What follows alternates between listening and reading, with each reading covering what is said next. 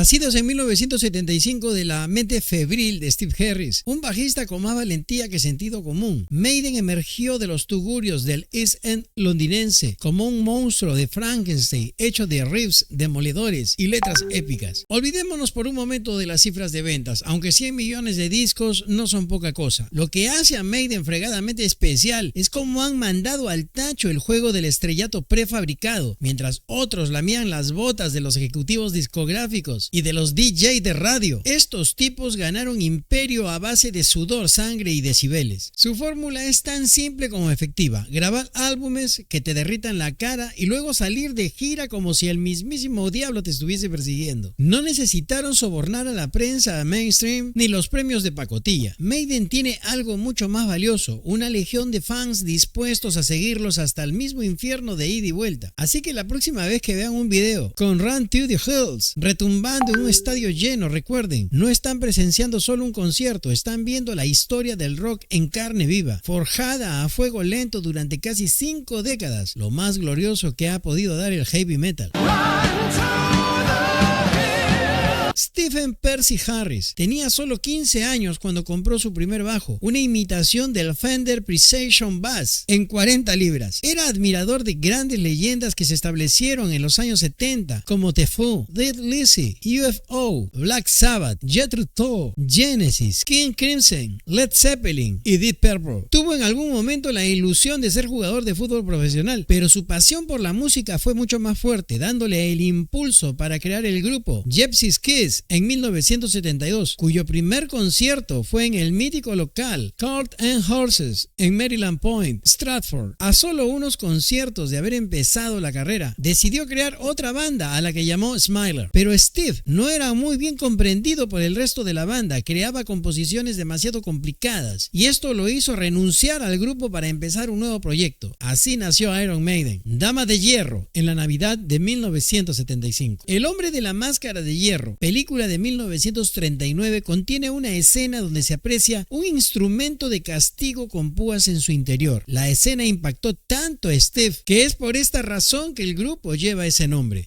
Iron Maiden estaba compuesto por Dave Sullivan y Terry Rance en las guitarras, Ron Rebels Matthews en la batería, Harris en el bajo y Paul Day en la voz. Es en esta etapa inicial donde surgen temas como Transylvania, Brad Child e Innocent Exile. Y el 1 de mayo de 1976 dieron su primer concierto, creando una expectativa que se acrecentó desmedidamente por la difusión de los mismos seguidores. Todo estaba andando de maravilla hasta que fueron notificados de que ya existía una banda llamada Iron Maiden. Así que para prevenir cualquier conflicto legal, Harris rápidamente acudió al registro inglés de derechos de autor y musicales para patentar el nombre de la banda. Paul Day, el primer vocalista, no duró ni un suspiro antes de que Dennis Wilcox, un showman nato de la era Smiler y gran admirador de Kiss, tomara el micrófono por él. Wilcox quizás no tenía las cuerdas vocales de Day, pero compensaba con creces en el escenario, electrizando al público con su presencia. Fue Wilcox quien trajo a la banda al virtuoso Dave Murray, un guitarrista empapado de la tradición del rock británico. Murray se había criado con los riffs de Wishbone Ash, el blues psicodélico del primer Fleetwood Mac y la progresión de Genesis, sin mencionar su devoción por UFO, Deep Purple y el inigualable Jimi Hendrix. El chico había quedado hipnotizado por las actuaciones de Maiden en los antros londinenses. Steve Harris, el bajista virtuoso, vio en Murray la oportunidad de crear un monstruo de 3 cabezas en las guitarras, una locura ambiciosa que prometía su sonido tan denso como la misma neblina del Támesis. Así se gestaba en los callejones del East End la leyenda del metal que dominaría al mundo. En el 76, mientras el punk arrasaba, el rock languidecía en las sombras. Iron Maiden, aún en pañales, se debatía entre el éxito underground y las billeteras vacías. Sullivan y Rance, recién casados y con bocas que alimentar, dijeron adiós a la banda, dejando en el limbo el sueño de Harris de una trinidad de guitarras con Murray. Wilcox, el vocalista con un enorme ego en crecimiento, trajo de vuelta a Bob Sawyer Angelo para rellenar el vacío dejado, pero estos intentos de manipulación no tardaron en mostrar sus consecuencias. Echó al baterista Matthews, a Angelo y hasta al propio Murray. Harris acordó acorralado, cometió el infortunio de ceder ante Wilcox y dejar ir a Murray, una decisión que aún hoy le remuerde las entrañas. El 77 trajo nuevas caras, Webran en la guitarra y el excéntrico Thunderstick, alias The Purkis, en la batería. Harris en un arrebato sumó a Tony Moore en los teclados, pero Wilcox, impredecible como era su costumbre, se esfumó tras un concierto. Harris, harto del caos, purgó a Moore y Thunderstick de la banda, pero el bajista tenía la tenacidad de un gigante, rescató a Doug Sampson de los días de Smiler y convenció a Murray de volver. Diano, un diamante en bruto recomendado por un colega, completó el cuarteto. Durante meses Murray cargó solo con las 6 cuerdas, mientras Harris compensaba en el bajo. Cada penique ganado se invertía en el espectáculo. La máscara detrás de la batería de Sampson, embrión del legendario Harry the Hat, ya auguraba la grandeza que estaba por venir. En esos días de lucha y determinación se forjó el acero que convertiría a Maiden en los titanes del metal que hoy conocemos. En el torbellino del 77, cuando el punk se vivía por las calles londinenses y los Sex Pistols reinaban como dioses, Iron Maiden remaba contra la corriente. Los tiburones de las disqueras, oliendo sangre fresca, le susurraban a Steve Harris que se vendiera al nuevo orden. Córtate esa melena, adáptate. Pero Harris, terco como él solo, tenía grabado a fuego en el alma el sonido que perseguía. No podría haber comenzado una banda de punk. Eso estaría en contra de mi religión, gruñía el bajista. Harris, visionario incansable, sabía que necesitaba otra hacha para completar su sinfonía metálica. La procesión de guitarristas que desfiló junto a Murray parecía sacada de una comedia. Estaba Paul Todd, virtuoso de los dedos, pero con una novia que lo tenía muy desconcentrado. Luego apareció Tony Parsons, un relámpago efímero. Y no olvidemos a Loco Mac, que se presentaba en los ensayos con su perro como si fuera el quinto Beatle, alternando entre erupciones de genialidad y pozos de melancolía que acabaron engulléndolo. En medio de este circo, Maiden forjaba su sonido, mientras Londres ardía con los acordes del punk. En un sótano húmedo y maloliente nacía el futuro del metal británico. Harris, con la determinación de un general romano, moldeaba su legión sonora, ajeno a las modas pasajeras. El mundo aún no lo sabía, pero estaba a punto de ser conquistado por la caballería pesada del rock. En el crudo invierno del 78, Iron Maiden se embarcó en una odisea digna de Homero. Su carro mato, una chatarra verde bautizada la Diosa Verde, era su arca de Noé rodante. Fue en esa época cuando el cuarteto Paul, Doug, Steve y Dave llegó hasta los estudios Spaceworld en Cambridge. Allí, tiritando en el suelo del departamento de una enfermera que Diano había encandilado, crearon The Soundhouse Tapes. El destino, con su habitual sentido del humor, volvió a jugarles una mala pasada. Se perdió la cinta original, dejando solo un cartucho QIC como testimonio de aquel parto sonoro. Es entonces que entra en escena Neil Kay, un DJ de rock londinense. Su antro, el Bandwagon, era el primer lugar de heavy metal de Londres. Harris, con la osadía del éxito, le entregó el demo. Kay, inicialmente frío como un témpano, quedó fulminado al escucharla. Iron Maiden y Prowler pronto coronaron las listas de Bandwagon y el culto a Maiden se extendió por toda Inglaterra.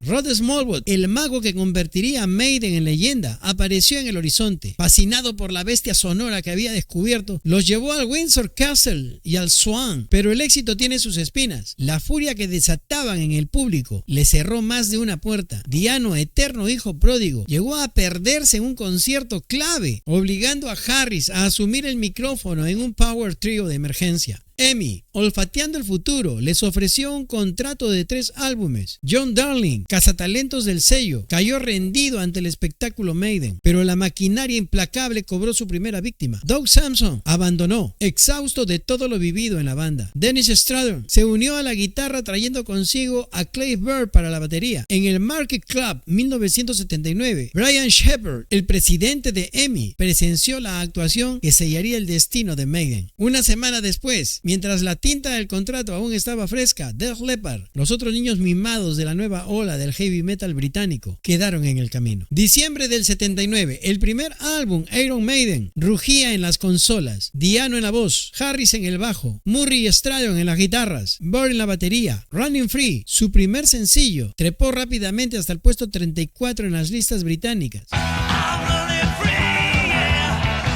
La invasión Maiden había comenzado y el mundo del rock nunca volvería a ser el mismo. El 14 de abril de 1980, su primer álbum, cayó como una bomba en la escena británica. Cuarta posición en las listas, nada mal para unos novatos. Pero Harris, con su perfeccionismo, no estaba satisfecho. Will Malone, el productor, se ganó la desconfianza de Steve por no exprimir hasta la última gota del potencial del disco. Maiden se curtió abriendo para Kiss en Europa. Fue entonces cuando Dennis Stratton abandonó la banda. Adrian Smith, amigo de Murray, se subió a cubrir su puesto justo a tiempo para continuar con el éxito. Killers aterrizó el 2 de febrero del 81, esta vez con Martin Birch al timón, el mismo tipo que había moldeado el sonido de Deep Purple y Black Sabbath. Harris, con su típica modestia, admitió que no lo habían llamado antes porque pensaban que era demasiado famoso. El resultado fue un disco que sonaba como si Dios mismo hubiera ajustado los controles. La gira mundial que siguió fue un huracán del metal. Europa con Kiss, Estados Unidos con Scorpions y Judas Priest. Japón les regaló su primer disco de oro con Made in Japan, pero la fiesta tenía un invitado no deseado, Paul Di'Anno y sus demonios. Di'Anno se estaba autodestruyendo a base de alcohol y drogas. Sus ausencias y detenciones se volvieron insoportables. Harris, con el corazón de piedra que requiere el negocio, lo tuvo que expulsar del grupo. Fue entonces que entró en escena Bruce Dickinson con una voz extraordinaria. Rod Smallwood, el manager, tuvo sus dudas, pero bastó verlo en el Reading Festival para que se terminara de convencer. La audición fue una formalidad. Cuando Dickinson cantó Remember Tomorrow, todos supieron que estaban ante el futuro de Maiden.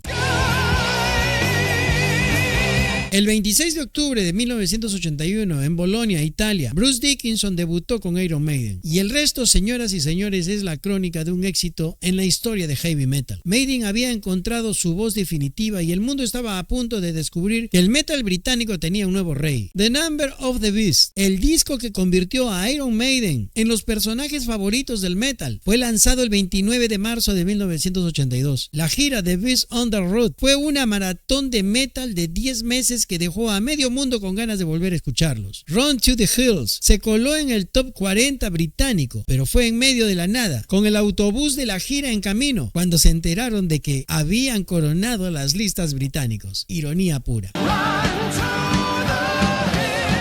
Pero claro, no todo podía ser sabor a miel. En los Estados Unidos, los representantes de la fe religiosa vieron a Eddie, la mascota del grupo, manipulando al diablo en la portada y les chocó tremendamente. Manifestaciones, acusaciones de satanismo, una avalancha de protestas. Los medios mainstream les dieron la espalda, pero eso solo hizo que el culto a Maiden creciera en las sombras como una secta del metal. Mientras bandas como Quiet Riot y Mötley Crüe se paseaban por MTV, Maiden conquistaba a América a la antigua.